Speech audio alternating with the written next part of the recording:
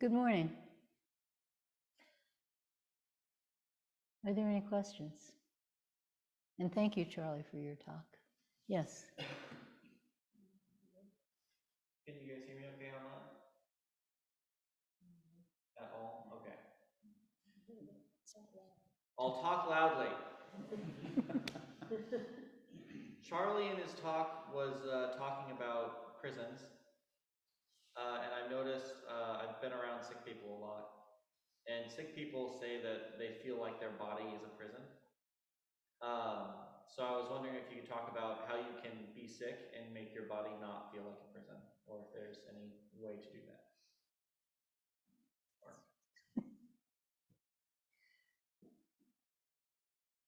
Can you leave your body? It's already a prison. So if we think of our bodies as prisons, then they're prisons.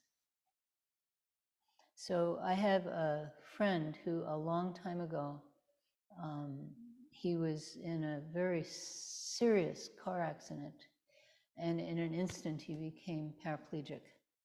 So he had no sensation beneath mid-chest.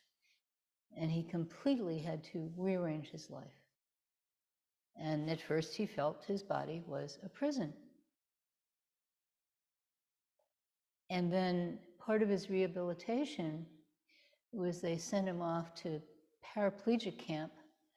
I mean, this was a man in his late 40s at the time. And he learned to do things like, the lines where you carry, hand over hand. He learned to do parasailing. He learned all these sports. His only sport had been golf. And all of a sudden, he developed all this upper body strength, and, he started going to the gym regularly. And, his life was still hard, if you're paraplegic. I have a bad knee, and it's tough enough trying to negotiate normal things in life. If you're paraplegic, he had to get a special car, and he needs assistance for certain things, and et cetera, et cetera. But the fact is, his body is not a prison. And your body is not a prison. And nobody's body is a prison. We think our bodies are a prison, but they're not. Our bodies are just our bodies. And sometimes they function well, and sometimes they don't function well. That's it. So okay, this is how it is. And then that's how you live your life. Not in some fantasy world of what you could be doing. Oh man, if I were Simone Biles, man, I can't imagine what Simone Biles does. But it's just your body is your body, and you're going to use it. How do you use your situation? That's always the question. How do you use your situation? Any situation is no problem. Just how do you use it? Okay? Yeah, thank you. Are there any other questions?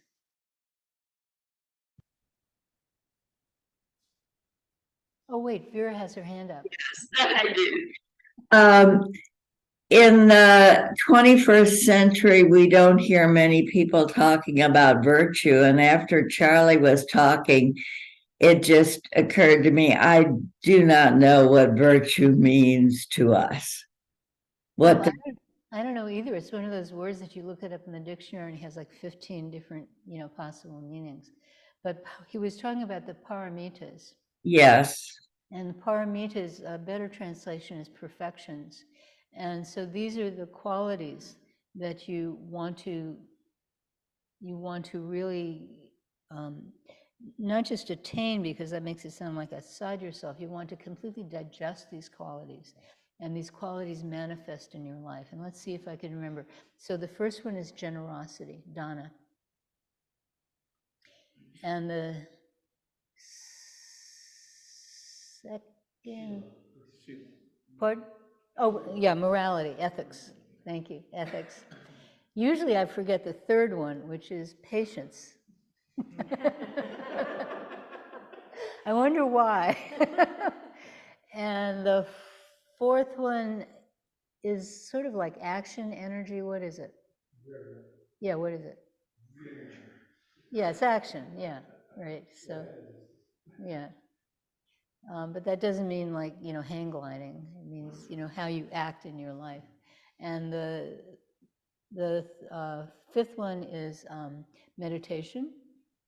And then the last one is wisdom. So these are qualities. These are qualities that it's really good to have. And we all have these qualities, but usually we don't manifest these qualities. So attaining the paramitas means manifesting these qualities that you already have. And then you can look in the dictionary and find, another 25 definitions of virtue. And, I'm not going to get into it because it's not relevant. Okay? Thank you. Okay, thank you. Are there any other questions? Yes, microphone back there. You can do it. Can you talk about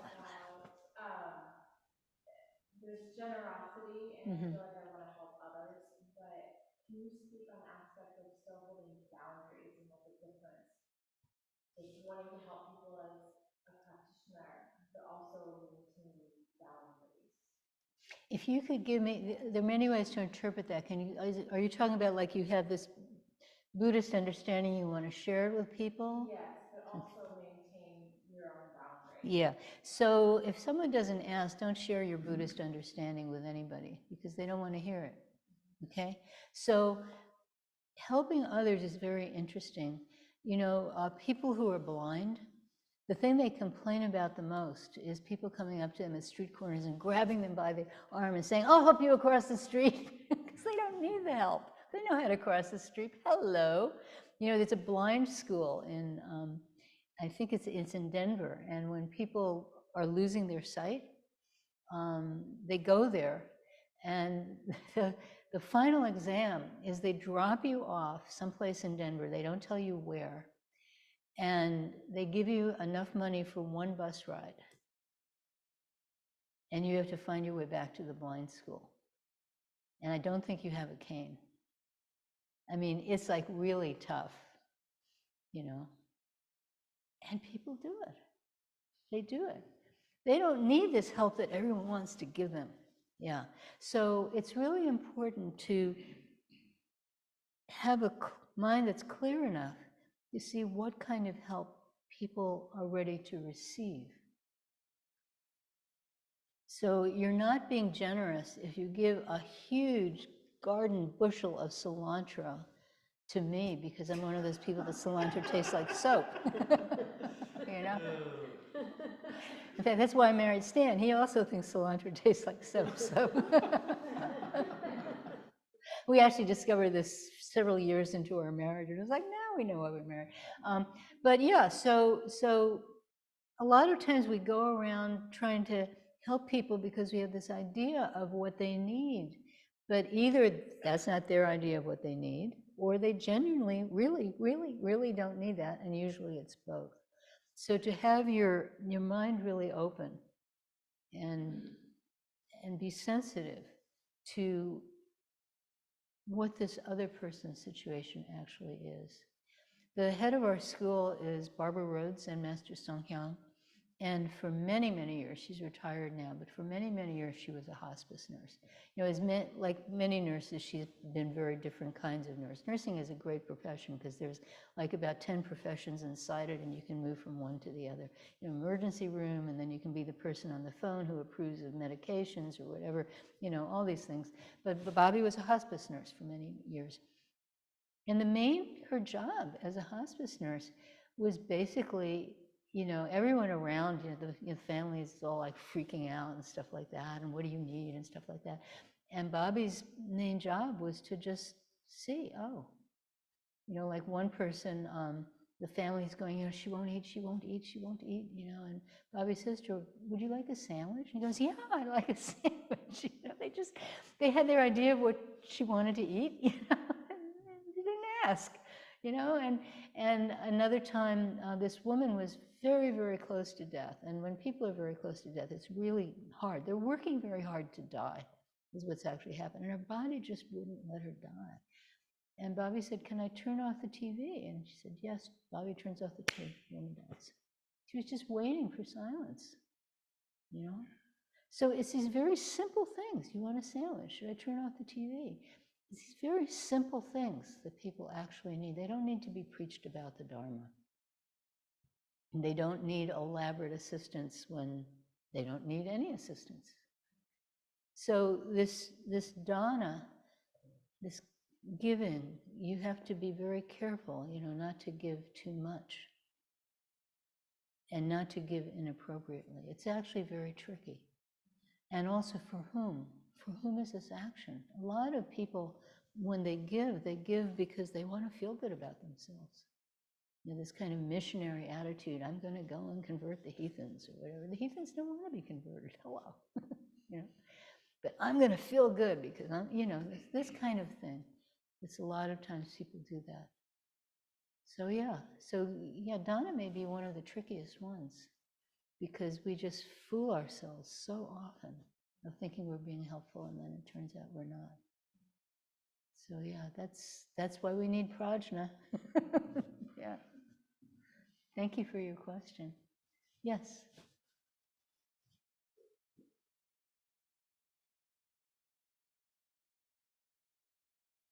I think I'm piggybacking on her question. I used to work with kids who had trouble in mathematics, for example, little elementary school kids. And they would ask for help that I think it's that wisdom again. They would ask me for help. But I knew, so what about somebody who's asking you for money or like maybe your own child or for help with something that if you help them, it keeps them. That's right, yeah. It keeps them helpless. Yeah, that's the flip side. Somebody asks for help and you know it's not good for them. Will you please give me money so I can buy some heroin? Well, you don't even know.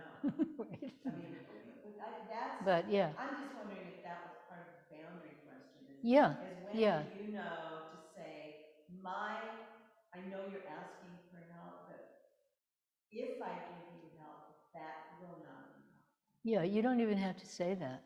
Like well, I know that, but yeah. if you. Yeah, and if you know that, how do you set those boundaries? Yeah, well, you just said it. You set the boundaries. You know, the kid asks for basically, will you do my homework for me? And instead of doing their homework, you know, I mean, we've talked about this. You're a fabulous math teacher, and you know how to turn that into a lesson. You're not doing the homework for the person. You're showing this kid what they need to know in order for them to do it themselves. So that situation is very easy. Someone asks you for money, you just say no. You don't have to give a long explanation, just no. You know? Yeah, so setting boundaries is, you don't always have to explain it, you just do it. Just do it, yeah. And yes, it's hard. I mean, if this stuff were easy, nobody would be in this room, this building wouldn't exist, nobody would be on screen, you know? We'd all be living these lives of perfect paramita or paramitization or something like that, you know? Yeah, all the science nerds are laughing. But yeah, so we wouldn't need it, but we do. We do. And that, Charlie, when you kept saying, I hope nobody thinks, I'm enlightened. Don't worry, nobody thinks you're enlightened. I hope nobody thinks I'm enlightened. But on the other hand, all of us are innately awake. It's really interesting. We just, have all this garbage that lies on top of our innate awakenness, our innate state of being awake. We have all this garbage. So last week I had this image. I was hoping to work it into the talk today. I'm going to work it in right now. Last week I had this image while I was sitting.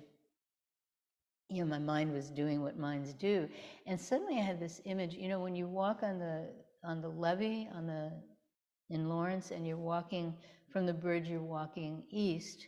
And if you walk far enough, not too far, you'll see what looks like a waterfall, but what it actually is, it's the big effluent pipe from the sewage thing, and so all this treated sewage is coming out. And I thought, oh, that's my mind, you know, except the sewage isn't treated.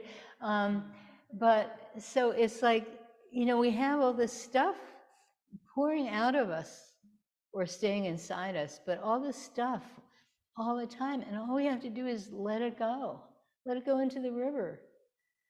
You'll turn into butterflies.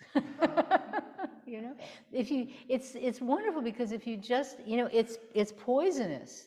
It's absolutely poisonous, but then if you let it go, it's no longer poisonous. It's not even there. It just vanishes. It's really kind of amazing. So I was going to say I'll leave you with that image, but if there is another question, we do have time for it, although I'm happy to leave you with that image. Is there any other question? Okay, so let's stop recording.